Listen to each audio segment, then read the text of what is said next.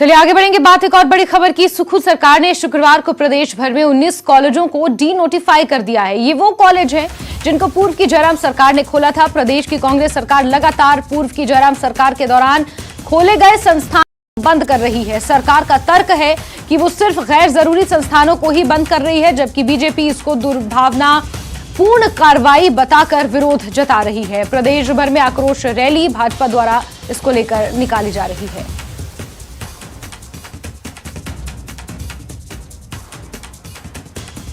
वहीं D notification के खिलाफ बीजेपी ने मोर्चा खोला है। कई जिलों में बीजेपी की जन आक्रोश रैली देखने को मिल रही है। मंडी में नेता प्रतिपक्ष की अगुवाई में रैली होगी।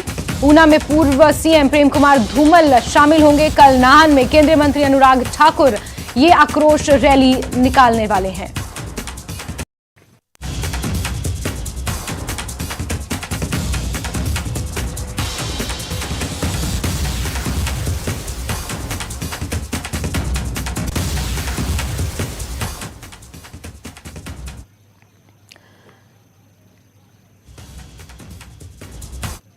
तो डी नोटिफिकेशन के खिलाफ बीजेपी ने मोर्चा खोल रखा है।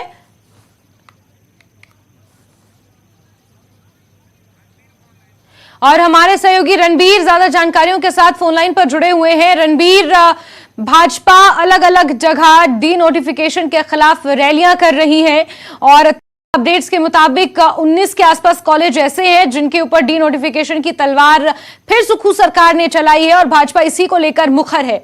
रणबीर जी हाँ, पिछले कल ये जो है जो डी नोटिफिकेशन को लेकर आदेश जारी हुए हैं, डी नोटिफाई किया गया है। जो जयराम सरकार में 19 कॉलेज खोले गए थे, इसको लेकर जो है भाजपा में आक्रोश और बढ़ गया है। भाजपा का ये कहना है 600 से ज्यादा संस्थान जो है अब तक सुखू सरकार ने बंद कर दिए हैं। अब 19 कॉलेज हैं और अब भाजपा ये दावा कर रही है कि राज्य सरकार 206 स्कूलों को भी बंद करने जा रही है। तो इसको लेकर लगातार हमने देखा कि फरवरी महीने 15 फरवरी से लगातार जो है धरने प्रदर्शन चल रहे हैं। अब आज भी 2-3 स्थानों पर भाजपा प्रदर्शन करने जा रही है और कल केंद्रीय मंत्री अनुराग ठाकुर भी हिमाचल पहुंचेंगे।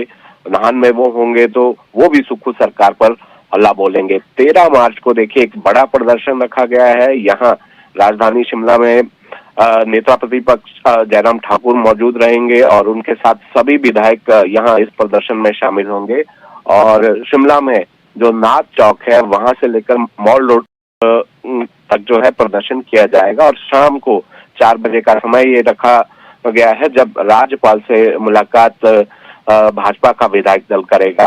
तो लगातार अब इस पर ये देखा जा रहा है कि भाजपा पूरी तरह से मुखर हो गई है। पहले सिग्नेचर कैंपेन भाजपा ने चलाया, हस्ताक्षर अभियान चलाया और उसके बाद अब ये प्रदर्शनों का जो दौर है वो लगातार जारी है। ये आगे भी जारी रहने वाला है। और जैसे कि सबको जानकारी है कि 14 मार्च से विधानसभा का बजट सत्र शुरू होने जा रहा है, तो उसमें भी सदन के भीतर भी भाजपा सुखू सरकार को घेरेगी।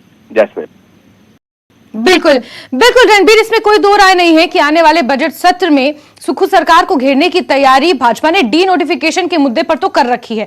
लेकिन अगर कांग्रेस की रिएक्शन की हम बात करें तो यहां पर सीएम सुखू खुद ये कह चुके हैं कि गैर जरूरी संस्थान जो हैं उन्हें ही सिर्फ बंद किया जा रहा है और अगर लोगों की डिमांड आएगी और लगेगा कि वहां पर जरूरत है तो फिर दोबारा इन्हें रीओपन किया जा सकता है, इन्हें दोबारा खोला जा सकता है। रणबीर जी हाँ, मुख्यमंत्री खुद ये कह रहे हैं, जो उनके कैबिनेट के सहयोगी हैं वो लगातार ये बात कह रहे हैं कि परसों की अगर हम बात करें पालमपुर में एक वीडियो ऑफिस को फिर से जो है नोटिफाई किया गया है। तो ये बात सुखू सरकार लगातार कह रही है कि जो बोझ बनते जा रहे हैं, जिनकी जरूरत नहीं है, जो गैर जरूरी संस्थान है, जो राजनीतिक दृष्टि से खोले गए थे, चुनावों को ध्यान में रखते हुए खोले गए थे, उनको जो है बंद किया गया है, उन्हें डी नोटिफाई किया गया है। और अब राज्य सरकार ये अध्ययन कर रही है कि जो जयराम सरकार के आखिरी समय में संस्थान खोले गए हैं वो कितना